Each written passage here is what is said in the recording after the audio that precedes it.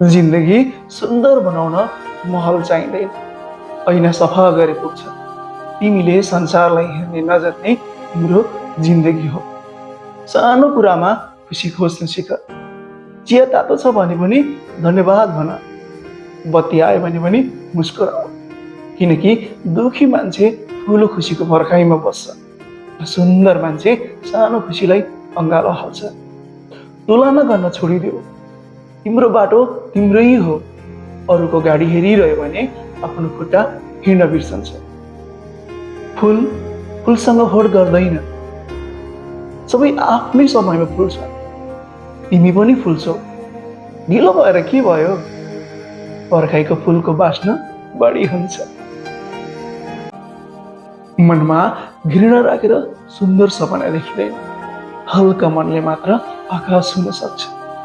रुखको फेदमा बस, घामलाई हेरेर सोध, म सुन्दर छु? घामले जवाब दिन्छ, तिमी नभए मेरो प्रकाश कसको लागि?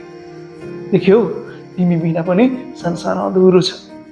र सबैभन्दा ठुलो कुरा, कसैको अनुहारमा मुस्कान लगाइदेऊ, कसैलाई तिमीले सक्नेछौ भनिदेऊ, कसैको आँसु पुछिदेऊ, किनकि अरूलाई दिएको उज्यालो फर्केर तिम्रै घर उज्यालो बनाउँछ।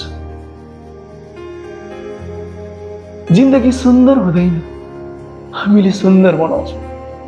काँडा भए पनि फुल रोपिदेऊ, अँध्यारो भए पनि दियो बालिदेऊ, किनकि उज्यालो माग्ने होइन, उज्यालो बन्ने हो। तिमी सुन्दर छौ, तिम्रो जिन्दगी पनि अझै सुन्दर हो।